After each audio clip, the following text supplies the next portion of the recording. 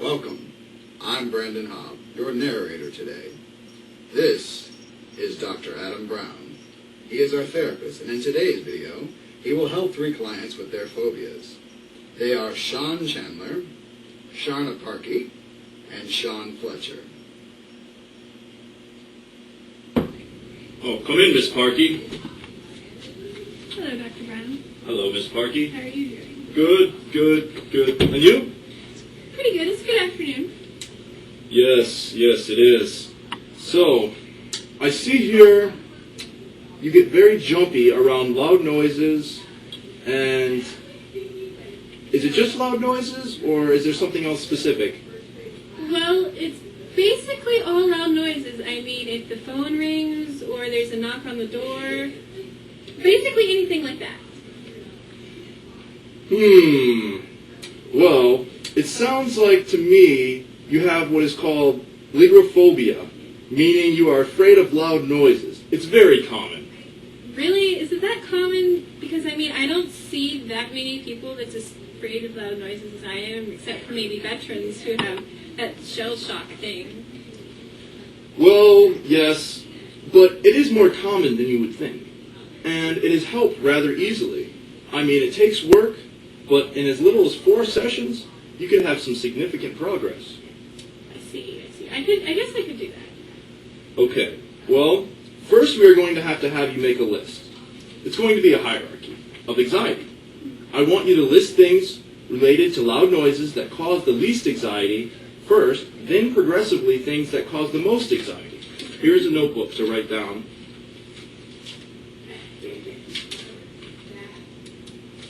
Okay, so just take your time, take a few minutes, jot down, whatever you want. Causes anxiety, loud noises. And as soon as you're done, I'll check it out and see what I think. Here you go. Okay, let's see here. What do we have? Okay, first, phone ringing when you are alone, knocking on the door during the day, unknown sound when with friends and family, unknown sound with group or unknown people, like car backfiring, banging on the door at night when alone, gunshot in the night, thumping on the roof, phone ringing in the middle of the night, sound of glass breaking at night or day, loud boom like space shuttle, re-entering atmosphere. Was there anything else? Yeah, but I decided to shorten the list because it's basically all loud noises. I see. As long as you got most of the important stuff. Now, I see here it says a loud boom. Is this your worst case scenario? Well, not really. I mean, I think I'm more afraid of, say, loud thunder or semi-horns or car horns or car crashes. So, yeah, that kind of scares me. Or even trees falling. It's kind of, yeah. I see here, yes. That's good. Okay, well, what it looks like we have here is a good start. We are almost out of time here, but I would like you to work on something for me. During the days between now and our next meeting, I want you to keep a journal of all the times you feel anxious and what happened and how anxious you felt. Okay. I guess I can do that. Do I have to do it after everything happens, or...? Well, you see, I would like you to do it once a day at least. Okay. And if you feel the need to do it more than that, go for it. But at least once a day. Okay. Well, have a nice evening. You too. Have a good time this weekend. Thank you. In the previous scene, the doctor pinpointed the client fear. Our forms of self-protection don't necessarily or obviously tell us anything about what we are protecting ourselves from, or what we are frightened of. And because of this, we describe them and have a professional identify our phobias, then proceed to have her create an anxiety heresy that is helpful to the client in 3 different ways according to Tom G. Stevens, Ph.D. He notes that it helps to verbalize the problem and set it in a concrete situation that may come up in real life. Also that by breaking down the problem in it is analyzed further so we can see specific things that cause the behavior, which allows you to better sympathetically approach the behavior. And lastly, by placing the behavior in a form where it can be treated, is therapeutic in itself because it allows the client to see how and why they are getting anxious. By assigning the client a journal, it will be explained by her anxiety hierarchy without knowing that what's going on. It will put less pressure on the client to come up with a list on the spot.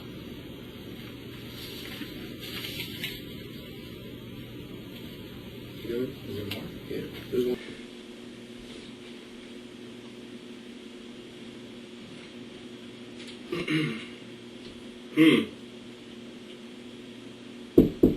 Who is it?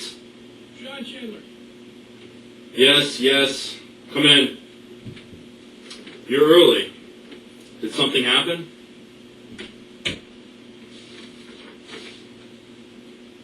No, I just had a little extra time before our meeting, and if you don't have an appointment, I'd like to get started now. Sure, that's fine. I was just getting ready for our session. Thanks. So I wrote in the journal like you asked. What was it for exactly? Well, you see, Sean, it's a way of explaining your hierarchy and to some real-life situations. That way, we can mix last week's list with your journal from this week's. Okay. Well, here it is. Let me see it.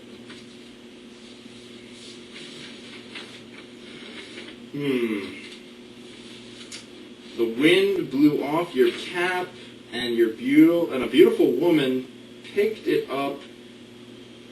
Did you ask her out? What, are you kidding? She wouldn't say yes. I don't see why not. Did she smile? Yes, but only because she thought my hair loss was funny.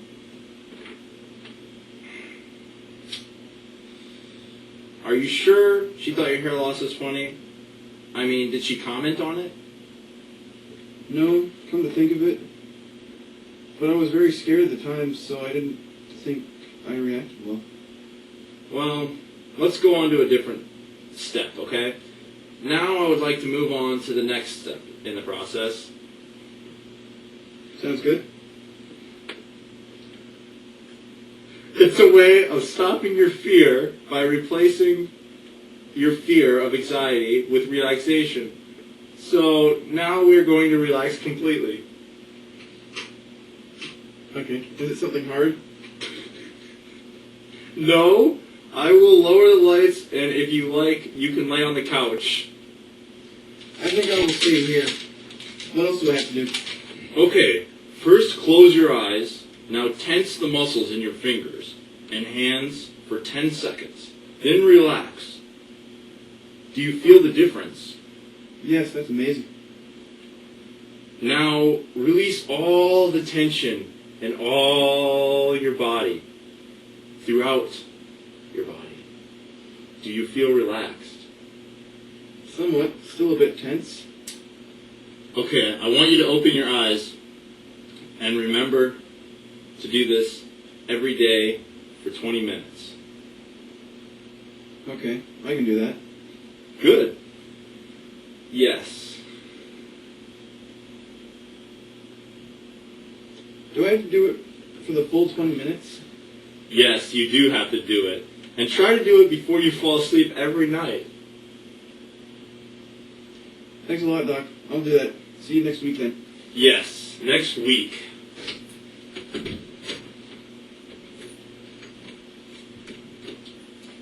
Two things that are happening in the interaction between client and therapist in the last scene. Firstly, the journal was assigned, which is used by 56% of behavior therapists. Brings the client into the process of recording their own behavior, which then gives a unique assignment of real-life interactions. Secondly, a trust relationship is being built during the relaxation exercise while preparing the client to learn relaxation in order to expose them, under relaxed conditions, to a series of stimulant that gradually comes over to the anxiety-provoking one until the stimulant no longer produces anxiety.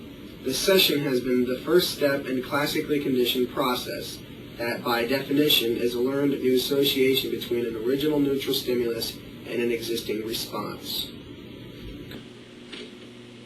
Nice afternoon, isn't it? Very nice. You seem happy today. Okay. Oh, just relax. That tape really helps with stress. Glad to hear it, because today we are going to start the process of systematic desensitization. What is that, and how do we do it? Well, what happens is we pair situations you came up with, the relaxing techniques you learned, and progressively you will learn to stay calm in those situations. Sounds great. Let's get started. Okay, here's your hierarchy. Let's get started with the least provoking one and go through 7-step process. The first step is to induce relaxation with the technique.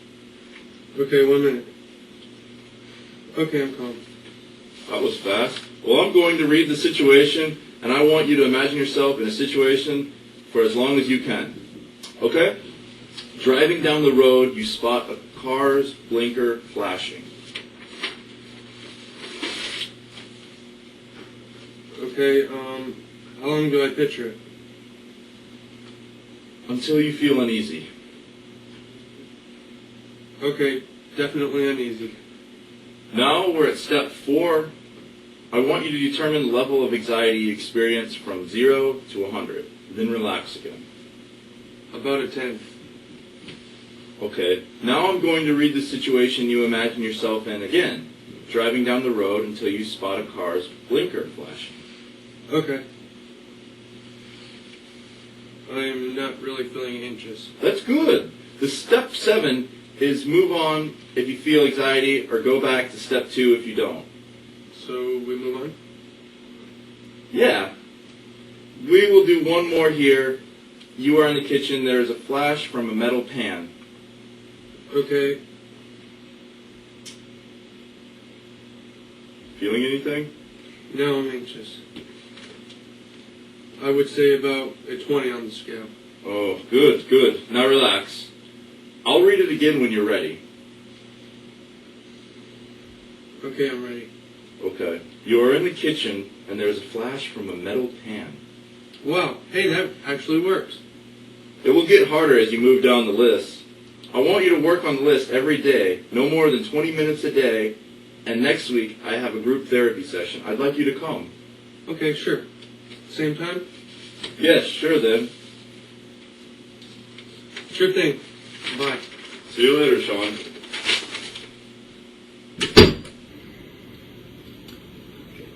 The major theme of the last scene was to describe us exactly how to combine the relaxation method with the phobia and through a 7-step process become desensitized to it.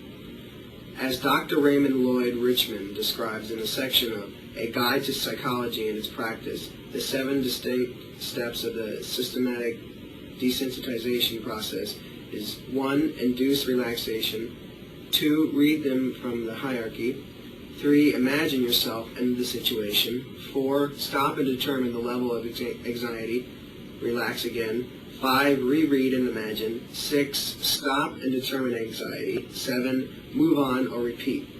By implementing these steps, the client becomes less anxious when exposed to the situation that relates to their phobia. Another item that was dealt with this was supporting this client in order to give them the skills to use so they can finish their hierarchy on their own. This is done by direction that the doctor is giving the relaxation methods. The client takes such as deep breathing and imagining. Welcome, everyone, to today's group therapy session. This will be your last session that is built upon systematic desensitization. All of you have gone through the process of overcoming your phobia. Today we are going to work together and complete some role-playing before you apply yourself to your new skills in life. So everyone here was afraid of something? Yes, going bald. Yeah. Light flashes in you. Noises. Okay, good. First, I want each of you to introduce yourself to the rest of the group. Hi, my name is Sharna Parkey. I'm Sean Chandler. And I'm Sean Fletcher. Why don't we start with you, Mr. Chandler? With your list here, We will try to reenact one of your highest anxiety-producing situations, and you will use the relaxation technique to stay calm and overcome the situation. Okay, go for it. Taking off your hat while on a date. Okay? Charna, you can play the date. And Mr. Fletcher, you can be the waiter. Okay. Hello, Sean. It's a wonderful evening. Yes, it is. Waiter? Are you ready to order? I'm sorry, sir. It's customary to remove your hat in the restaurant. Okay. I think we'll need a few more minutes. Okay, certainly. I'll be over here when you're ready. What's wrong with him? Don't really know. That was good. Now let's see, Mr. Fletcher. We'll move on to you.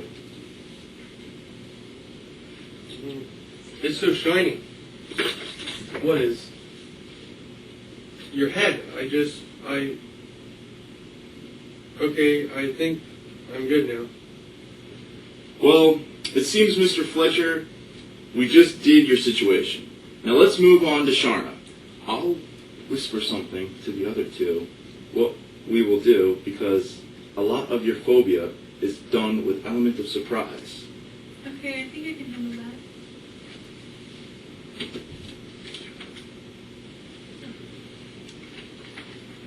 Okay, so, Sharna, how's your day been? Good, unstressful so far. That's good. What was that? What was that? What was what?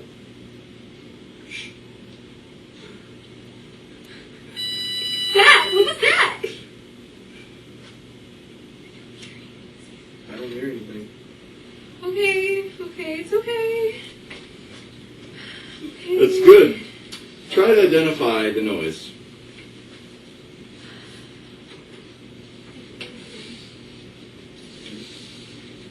I'm not really sure. I think it sounds like an alarm type thing. Maybe on a phone?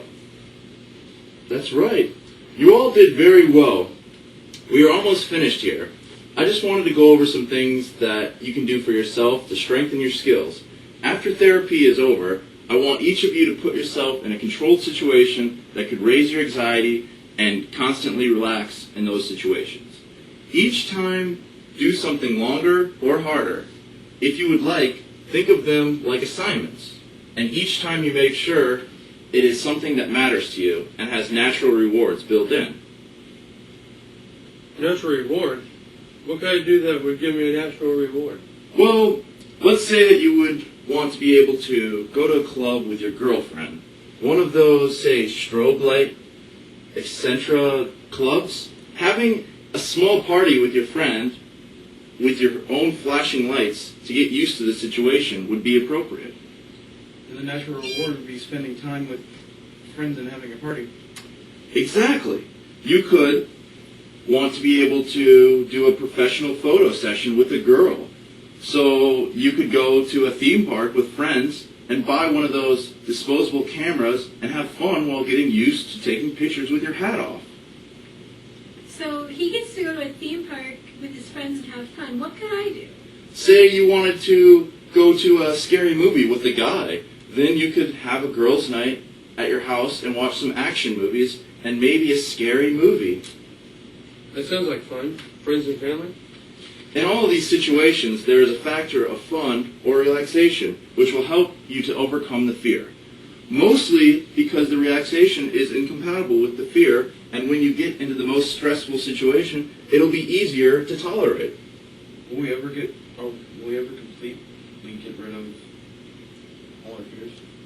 Well, it's funny you ask that. Freedom from the fear has nothing to do with being rid of fear, but everything to do with making conscious decisions about how you will respond to it. Fear will always be there, but therapy should help you put in the back of your mind when it is necessary. Well, thanks for everything, Doc. Yeah, thanks. If I ever need help again, I know where to go. Well, keep me updated on your progress. Bye. Bye. See you later. In over 90% of patients, systematic desensitization is successful. The results in moderately disturbed patients were better than patients with severe problems. Advantages for group therapy sessions include group support, feedback and information, and behavioral rehearsal. In the last scene, several things happened. The exposure, visualization, and modeling taking place through role-playing helped each client to reinforce their logical understanding of their rational fear system in order to desensitize themselves. Once role-playing was finished, the doctor went on to request that each client give themselves assignments, because according to Murray B. Steen and John R. Walker, the more time you spend facing a fear, the more you will reduce it. By starting with assignments that will matter to the clients, that gives them rewards, they are more likely to find them time to complete them. The last session in the skit was that the entire process of overcoming their fears is about learning to have second thoughts on the situations, and that freedom from fear has nothing to do with being rid of fear, and everything to do with making conscious, healthy choices about how we will respond to free sense of fear.